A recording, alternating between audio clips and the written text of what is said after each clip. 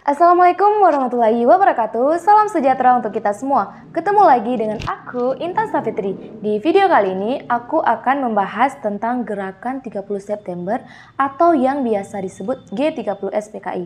Oke, jadi gerakan 30 September adalah sebuah peristiwa berlatar belakang kudeta yang terjadi selama satu malam pada tanggal 30 September hingga 1 Oktober 1965 yang mengakibatkan gugurnya 6 jenderal serta satu orang perwira pertama militer Indonesia dan jenazahnya dimasukkan ke dalam suatu lubang sumur lama di area Lubang Buaya, Jakarta Timur. Penyebutan peristiwa ini mewakili ragam jenis. Presiden Soekarno menyebutnya peristiwa ini dengan istilah gestok atau gerakan 1 Oktober, sementara Presiden Soeharto menyebutnya dengan istilah gestapu atau gerakan September 30.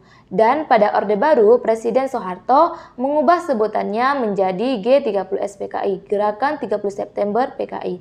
Sejarah pengkhianatan terbesar yang ada dalam sejarah Indonesia PKI atau Partai Komunis Indonesia dianggap bertanggung jawab atas peristiwa ini. Sebelum bercerita, seperti biasa aku mau kasih tahu bahwa semua yang akan aku sampaikan di video ini itu aku ambil dari beberapa artikel yang aku baca dan aku search dari internet baik YouTube maupun jenis platform lainnya. Dan kalau kalian ada info lain atau tambahan yang tidak aku sebutkan, tolong tambahkan di kolom komentar ya.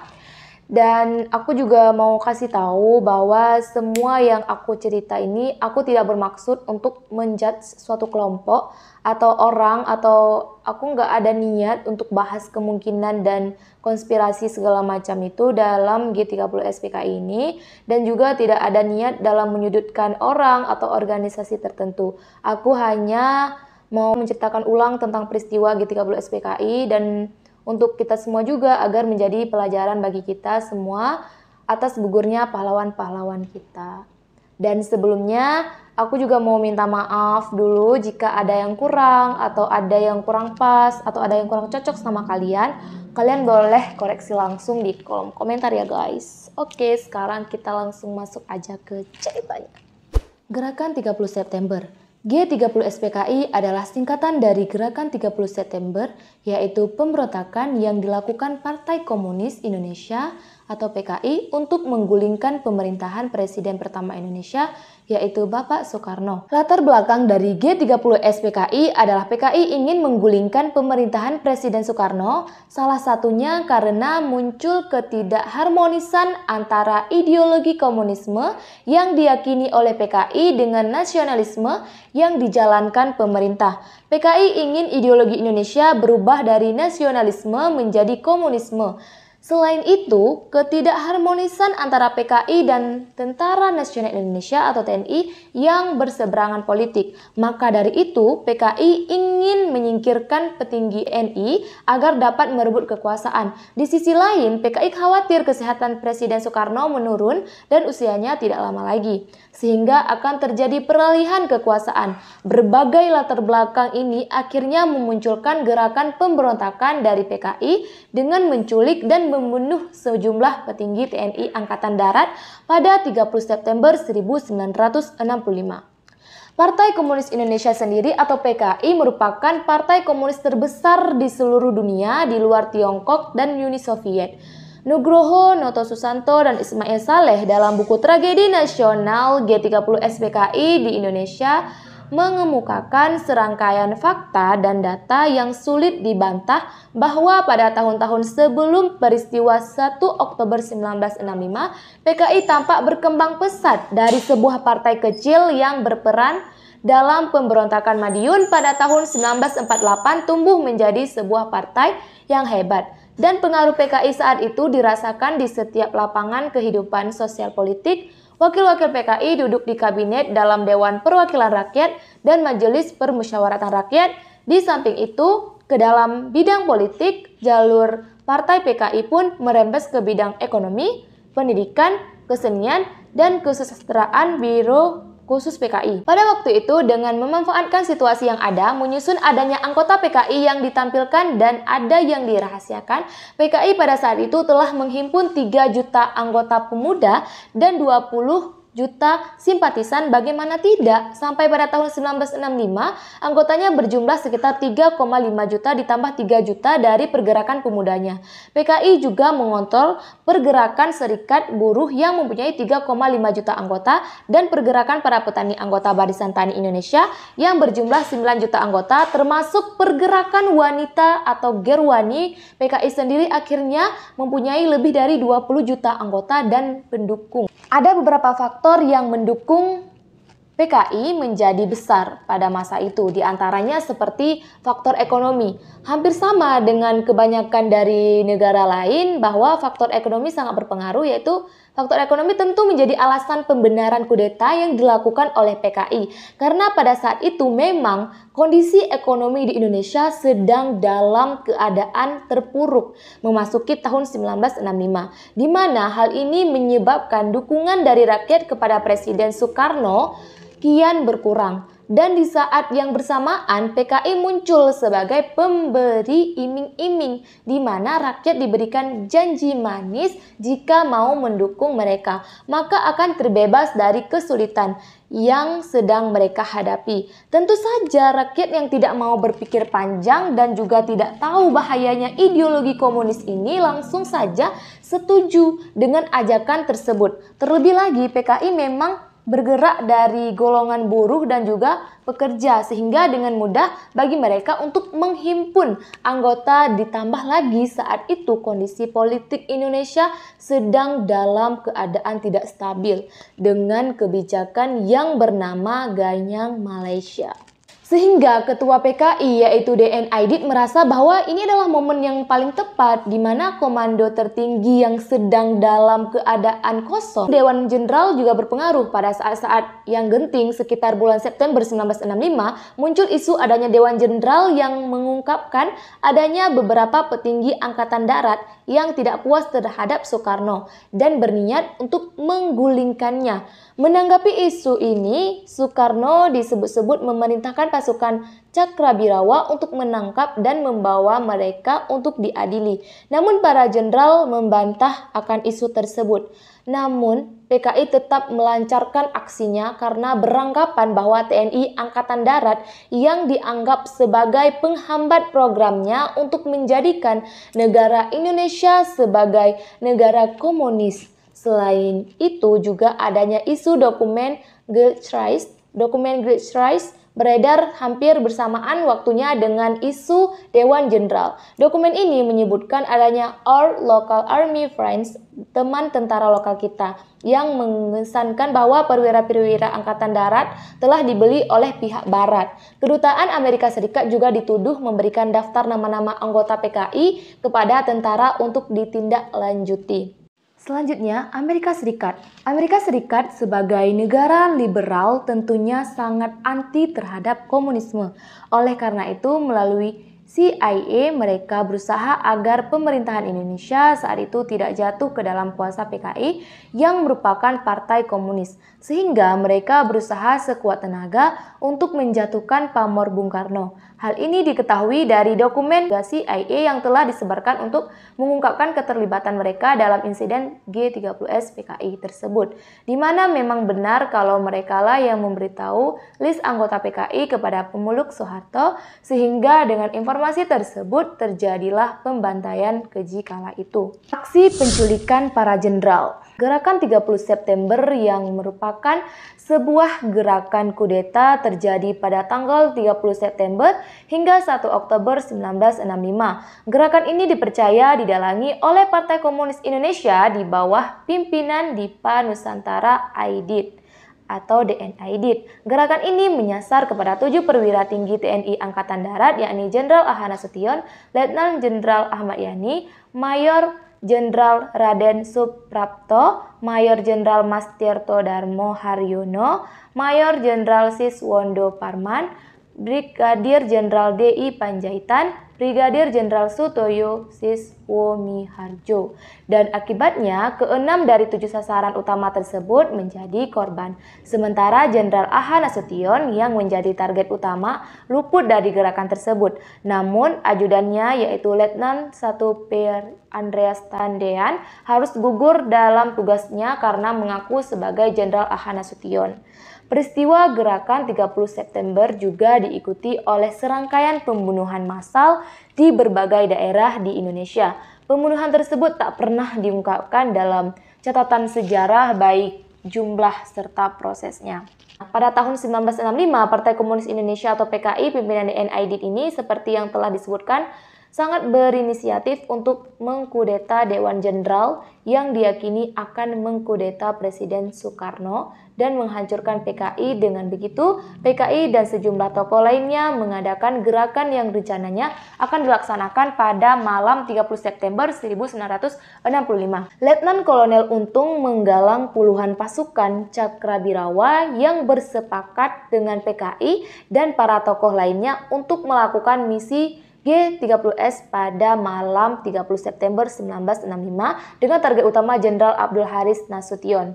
Pada dini hari sekitar pukul 3 waktu Indonesia Barat pada tanggal 1 Oktober 1965, Komandan Satuan Tugas Pasopati Letnan Infanteri II Arif membentuk 7 pasukan dari Satuan Tugas Pasopati di Lubang Buaya.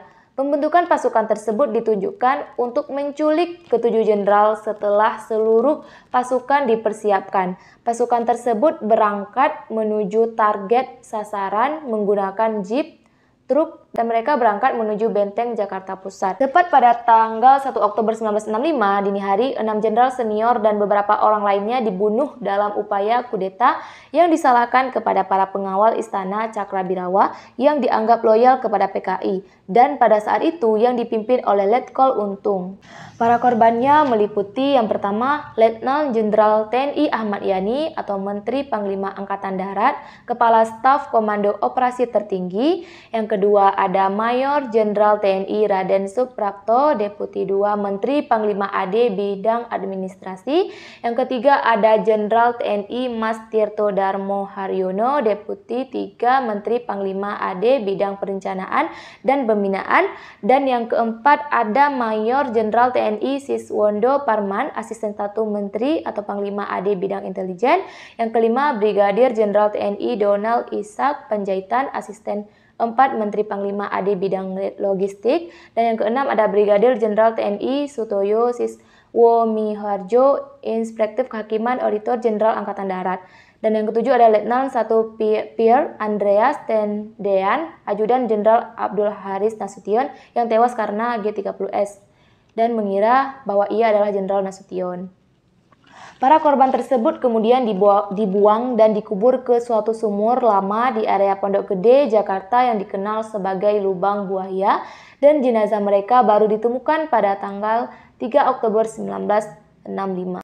Oke, jadi aku mau cerita satu-satu ya kronologi kejadiannya. Jadi yang pertama itu setelah sampai pasukan yang ditugaskan untuk menculik Letnan Jenderal Ahmad Yani, mereka masuk ke dalam perkarangan rumah dan langsung menuju ke pengawal yang berjaga. Lalu muncul pemimpin pasukan dan segera memberitahu dan Jenderal Ahmad Yani bahwa Presiden Soekarno meminta beliau untuk menghadap ke istana secepatnya. Kemudian Jenderal Ahmad Yani meminta izin untuk mandi dan berganti pakaian terlebih dahulu. Namun hal tersebut ditolak. Lalu Jenderal Ahmad Yani memukul salah satu anggota pasukan dan kembali ke kamar dan menutup pintu kaca. Pemimpin pasukan yang langsung memerintah Sersan II Gijadi untuk menembakkan akhirnya 7 peluru menembus kaca dan membunuh Letnan Jenderal Ahmad Yani di tempat tepat di depan anaknya. Yang kedua itu ada pasukan kedua yang ditugaskan untuk menculik Mayor Jenderal MT Haryono yang dipimpin oleh Serkabungkus. Tiba di kediaman Mayor Jenderal MT Haryono sekitar pukul 3.30 dini hari. Akibat suara langkah pasukan tersebut, Mayor Jenderal MT Haryono terbangun. Tak lama kemudian terdengar suara ketukan pintu yang sangat keras. Ketukan tersebut tidak mendapat respon apapun dari penghuni rumah. Akhirnya Serka Bungkus memutuskan untuk mendobrak pintu dikarenakan keadaan rumah yang sangat gelap. Sesaat setelah itu, setelah mendobrak, Sersan Bungkus melihat adanya bayangan yang bergerak. Tanpa pikir panjang, ia melepaskan tembakan ke arah bayangan tersebut. Sayangnya, bayangan tersebut adalah bayangan dari Mayor Jenderal M.T. Haryono yang seketika tewas akibat peluru yang dilepaskan Serka Bungkus. Yang ketiga itu ada sekitar pukul 4 dini hari, pasukan yang ditugaskan untuk menculik Mayor Jenderal Suprapto tiba dan pasukan terdiri dari 19 orang yang dipimpin oleh Serka Sulaiman dan Serda Sukiman. Tidak membutuhkan waktu yang lama, pasukan tersebut berhasil menguasai kediaman Jenderal Suprapto. Akhirnya setelah terdengar suara gaduh, Mayor Jenderal Suprapto keluar dan mendapati pasukan Cakrabirawa telah memenuhi halaman rumahnya. Kopral II Supratman langsung meminta Mayor Jenderal Suprapto bersama pasukan untuk menemui Presiden Soekarno di istana. Akibat desakan yang diberikan oleh pasukan Cakrabirawa, tanpa berdebat panjang, Mayor Jenderal Suprapto akhirnya ikut dalam rombongan pasukan tersebut dan segera menuju ke Lubang Buaya. Yang selanjutnya, yang keempat, pada pukul 4 dini hari, pasukan penculik Mayor Jenderal S. Parman tiba di Jalan Serang. Suara gaduh terdengar. Mayor Jenderal S. Parman mengira ada perampokan yang terjadi di sebelah rumahnya. Namun ternyata suara gaduh tersebut berasal dari pasukan Cakrabirawa yang telah memenuhi kediaman Mayor Jenderal S. Parman. Pimpinan pasukan tersebut menjelaskan kepada Mayor Jenderal S. Parman bahwa mereka ditugaskan untuk menjemputnya atas perintah langsung dari Presiden. Untuk mengkonfirmasi berita tersebut, Mayor Jenderal S. Parman langsung memerintahkan istrinya untuk menghubungi Letnan Jenderal Ahmad Yani. Akan tetapi, pasukan Cakrabirawa merusak telepon tersebut dan segera membawa Mayor Jenderal S. Parman dan meninggalkan kediamannya. Dan selanjutnya kita bergeser ke daerah Blok M, Kebayoran Baru, tepatnya pada Jalan Hasanuddin. Pasukan penculik tiba di kediaman Brigadir Jenderal D.I. Panjaitan. Pasukan penculik berusaha memasuki kediaman Brigadir Jenderal D.I. Panjaitan. Namun pasukan tersebut disambut oleh Albert Naiborn dan Victor Nerbord yang mengira pasukan tersebut adalah perampok. Namun mereka berdua harus gugur menerima timah panas dari pasukan Cakrabirawa, dan Brigjen D.I. Panjaitan yang telah merasa keselamatan keluarganya terancam memakai pakaian dinas lengkap lalu bergegas turun menemui pasukan saat sedang memanjatkan doa di perkarangan rumah. Namun Brigadir D.I. Panjaitan ditembak oleh pasukan penculik dan D.I. Panjaitan tewas seketika. Tak jauh dari kediaman D.I. Panjaitan, agen polisi 2 Sukitman sedang berpatroli di Jalan Iskandar Syah. Beliau juga ditangkap oleh pasukan penculik dan dibawa menuju Lubang Buaya. Keenam atau selanjutnya, sesaat setelah sampai di kediaman Brigjen Sutoyo, pasukan penculik yang dipimpin oleh Srema Surono bergerak cepat dan berhasil membujuk Brigjen Sutoyo untuk ikut bersama pasukan dan kemudian dimasukkan ke dalam truk pengangkut menuju Lubang Buaya. Yang ketujuh, sesaat setelah tiba di Jalan Tengku Umar, Menteng, Jakarta Pusat, pasukan yang dipimpin oleh pembantu Letnan II Euro langsung bergerak masuk ke dalam perkarangan rumah Jenderal A.H. Nasution. Istri Jenderal Nasution yang mendengar suara gaduh keluar dan memeriksa keadaan, namun tak lama kemudian ia langsung bergegas kembali ke kamar dan memberitahu kepada Jenderal Nasution bahwa pasukan Cakrabirawa telah memenuhi halaman rumahnya dan telah memenuhi rumahnya. Mendengar suara tembakan, Nardiah yang merupakan adik dari Jenderal A.H. Nasution segera menyelamatkan anak Jenderal A.H. Nasution, yaitu Ade Ira Suryani. Namun Ade Irma Suryani tertembak timah panas dari pasukan Cakrabirawa. Jenderal A.H. Nasution yang dipaksa menyelamatkan diri oleh keluarganya dengan melompat dinding di belakang rumahnya yang berbatasan dengan kantor kedutaan Irak hingga membuat kakinya patah. Setelah mendengar kegaduhan yang terjadi, Letnan satu pihak Andreas Tenger keluar dengan membawa senjata. Namun sesaat setelah keluar dihadang oleh Cakrawirawa yang mengira beliau merupakan Jenderal Letnan Manasution. Letnan Andreas segera dibawa oleh pasukan menuju Lubang Buaya. Pada hari Kamis tanggal 30 September 1965, setelah penculikan dan pembunuhan para jenderal, Presiden Soekarno telah menetapkan bahwa operasi G30S adalah suatu kudeta terhadap pemerintahan dengan berbagai upaya yang dilakukan, dan Soeharto kian mengepung dan memberantas pasukan Cakrawirawa yang terlibat G30S dan dengan berbagai saksi dan informasi yang ada. Akhirnya pada tanggal 4 Oktober 1965 atau 3 hari setelah kejadian tragis, ditemukanlah jenazah korban G30S di Lubang Buaya dalam keadaan semuanya tidak bernyawa. Setelah dilakukan otopsi pada tanggal 5 Oktober 1965, ketujuh jenazah militer Angkatan Darat akhirnya dimakamkan di Taman Makam Pahlawan Kalibata, Jakarta, bertepatan dengan hari ulang tahun ABRI ke-27 perwira tinggi militer Angkatan Darat yang gugur dalam peristiwa gerakan 30 September 1965 ini akhirnya dianugerahi gelar sebagai pahlawan revolusi. Dan pada 6 Oktober pada surat kabinet dan ketujuhnya ini diberikan kenaikan pangkat secara anumerta yang dimana diberikan kepada anggota angkatan bersenjata sebagai penghargaan pemerintah yang diberikan pada saat yang bersangkutan telah gugur sebagai pahlawan. Jadi, Bapak Ahmad Yani dari Letnan Jenderal TNI menjadi Jenderal TNI, Bapak Raden Supranto MT Haryono dan Bapak S. Parman dari Mayor Jenderal TNI menjadi Letnan Jenderal TNI, Bapak D.I. Panjaitan, Bapak Sutoyo Sumiharjo dan Brigadir Jenderal TNI menjadi Mayor Jenderal TNI, dan Bapak Pierre Andreas Tendean dari Let menjadi Kapten. Namun sebenarnya masih ada 3 lainnya yang juga turut dibunuh oleh pasukan Cakrawirawa dalam rentetan peristiwa G30S PKI. Mereka adalah yang pertama Brigadir Polisi Ketua Karel Sansuit Tubun, Brigjen Katamso Damukusumo, Letnan Kolonel Sugiono Mangunwiyoto. Keesokan harinya 1 Oktober 1965, TNI di bawah pimpinan Mayor Jenderal Soeharto, mereka langsung bergerak dan membalas aksi biadab yang dilakukan oleh orang-orang PKI ini. Dan akhirnya dengan berbagai operasi militer, pimpinan PKI yaitu DN Aidit dapat ditembak mati di wilayah Boyolali, dan juga Letkol Untung pun berhasil ditangkap di wilayah Tegal. Serta untuk mengikis sisa-sisa dari anggota PKI, maka diadakanlah berbagai operasi militer di beberapa daerah seperti Operasi Merapi di Jawa Tengah di bawah pimpinan dari Kolonel Sarwono Edi Wibowo. Kemudian ada Operasi Trisula di Blitar Selatan yang dipimpin oleh Kolonel Moyasin dan lainnya.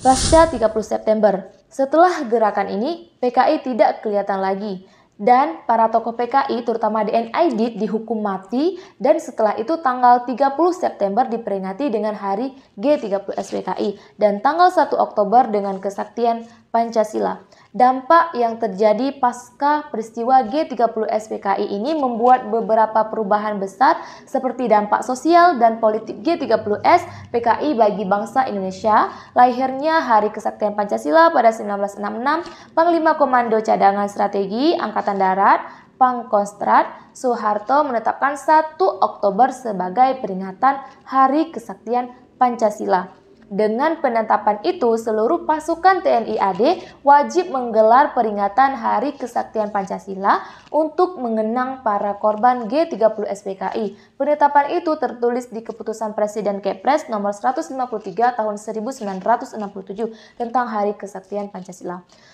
Oke guys, jadi kesimpulannya yang dapat diambil adalah kita harus senantiasa menghargai jasa-jasa pahlawan yang telah berkorban demi negara tercinta ini. Dan semoga kita dapat menumbuhkan rasa nasionalisme yang tinggi sehingga peristiwa yang gelap, yang suram, yang menimpa bangsa Indonesia ini tidak terulang kembali. Karena bangsa yang besar adalah bangsa yang mengenang jasa para pahlawannya. Oke guys, cukup sekian Dari aku lebih dan kurang aku mohon maaf. Segala yang baik datangnya dari Allah dan segala kesalahan, khilaf serta keliru datangnya dari aku pribadi sebagai manusia biasa. Sekali lagi aku ingatkan, jangan kalian telan mentah-mentah apa yang aku ceritakan, apa yang aku berikan.